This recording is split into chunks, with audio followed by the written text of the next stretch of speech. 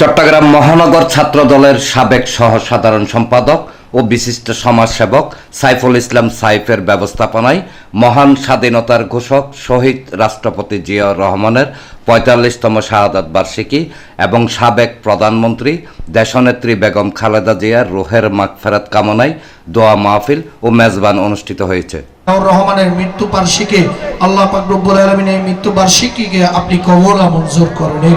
Chittagong city corporation আমিন শিল্প অঞ্চল ৪৩ নং সাংগঠনিক ওয়ার্ডের বার্মা কলোনি সংলগ্ন জোহরা আহমদ চৌধুরী প্রাথমিক বিদ্যালয় মাঠে এই দোয়া মাহফিল ও মেজবান অনুষ্ঠিত হয়। এতে প্রায় শতাধিক এতিম শিশু অংশগ্রহণ করেন। এ সময় ছাত্রনেতা সাইফুল ইসলাম সাইফ শহীদ জিয়াউর রহমান স্বাধীনতা পরবর্তী বাংলাদেশ পুনর্গঠন, বহুদলীয় গণতন্ত্র প্রতিষ্ঠা এবং জাতীয়তাবাদী রাজনীতির বিকাশে অনন্য ভূমিকা পালন করেছেন উল্লেখ করে বলেন, দেশের স্বার্থে তার অবদান ইতিহাসে চিরস্মরণীয় হয়ে থাকবে। শহীদ রাষ্ট্রপতি জিয়াউর রহমানের ৪৫তম শাহাদাত বার্ষিকী উপলক্ষে আজকে আমার ছোটো ভাই মোহাম্মদ শাহিন এবং আমার বন্ধু ভাই আছে, সব আমার মিজু ভাই আছে, স্থানীয় নেতৃবৃন্দ আছে, সবাই মিলে দেখা যায় মিয়াদ ও দোয়া মাহফিল এবং মেজবানের আয়োজন করেছি আমরা আমাদের পক্ষ থেকে। আমরা দেখা যায় অতীত এমন এই দিনে মানুষের মাঝে খাবার বিতরণ করতাম, এতিমদের নিয়ে দোয়া মাহফিল করতাম। এভাবে আমাদের প্রত্যেকটা বছর আমরা বার্ষিকগুলো পালন করে এসেছি। এবার নেই দেখা যায় আমরা একটু বড় পরিসরে সবাইকে নিয়ে জিনিস এই আয়োজনটা করেছি এবং কি খতমা করানোর মধ্য দিয়ে মিলাদ মাহফিলের মধ্য দিয়ে আমরা মেজবান আয়োজনটা শুরু করবো। আপনি ৭ নম্বর ওয়ার্ড থেকে কাউন্সিলর নির্বাচন করবেন, এই ব্যাপারে আপনার একটু অভিমত? যখন নির্বাচন হবে তখন দেখা যায় আমি এই ব্যাপারে করবো, এই আপাতত এটা নিয়ে করতেছি না। নির্বাচন হলে তখন দেখা যাবে, আপাতত সময় কথা বলবো ইনশাল্লাহ। কিন্তু যদি আপনারা সবাই যদি পাশে থাকেন, জনগণ পাশে থাকে, আমি অবশ্যই ৭ নম্বরের সেবা করতে চাই। অনুষ্ঠানে চট্টগ্রাম মহানগর থানা, ওয়ার্ড ও ইউনিট বিএনপি, যুবদল, মহিলা দল, স্বেচ্ছাসেবক দল, ছাত্র দল এবং দলের বিভিন্ন অঙ্গ ও সহযোগী সংগঠনের নেতাকর্মী, সমর্থক, সুদীজন সহ বিভিন্ন শ্রেণী পেশার বিপুল সংখ্যক মানুষ অংশগ্রহণ করেন। জিয়াউর রহমান শুধু একজন ব্যক্তিই নয়, উনি ছিলেন একটা প্রতিষ্ঠান।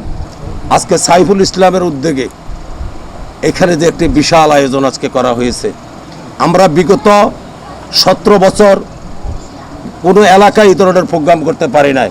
তারেক জিয়ার ৩১ দফা বাস্তবায়নে অত্র ওয়ার্ডে যারা বসবাস করে সকলকে সাথে নিয়ে আমাদের এই সমাজটাকে, আমাদের এই অঞ্চলকে নৈরাজ্য মুক্ত রাখবো। আপনারা দোয়া করবেন এবং এই ৪৩ সাংগঠনিক ওয়ার্ডের পক্ষ থেকে ওনাদেরকে ধন্যবাদ জানাই। সাইফুল ইসলাম সাইফ যাতে সুন্দর একটি সমাজ, একটি সুন্দর একটি যুব সমাজ আমাদের উপহার দিতে পারেন। আমি মনে করি বাংলাদেশের প্রত্যেকটা ওয়ার্ড ভিত্তিক বা ইউনিটে এই আলোচনা সভা করার দরকার। অনুষ্ঠানের সার্বিক তত্ত্বাবধানে ছিলেন পাঁচলাইশ থানা স্বেচ্ছাসেবক দলের সিনিয়র যুগ্ম আহ্বায়ক মোহাম্মদ সবুজ, পাঁচলাইশ থানা ছাত্র দলের যুগ্ম আহ্বায়ক জুলাই যোদ্ধা মোহাম্মদ শাহিন ও ছাত্র দলের সংগঠক মোহাম্মদ ফাহিম চৌধুরী।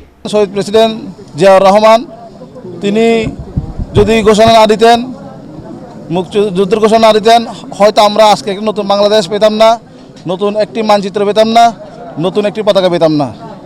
তিনি হলো আমাদের বাংলা জাতীয়তাবাদী দলের, তিনি আমাদের চেতনা, মরহুমা বেগম খালেদা জিয়া আমাদের আদর্শ এবং বর্তমান প্রধানমন্ত্রী দেশ নায়ক জনাব তারেক রহমান আমাদের সাহসের বাতিঘর। চেতনা, আদর্শ, এই সাহসকে নিয়ে আমরা ইনশাআল্লাহ একটি স্বনির্ভর বাংলাদেশ, একটি উন্নয়ন বাংলাদেশ গড়ে তুলব ইনশাআল্লাহ। এনামুল হক লিটন, প্রগতি 24 টিভি।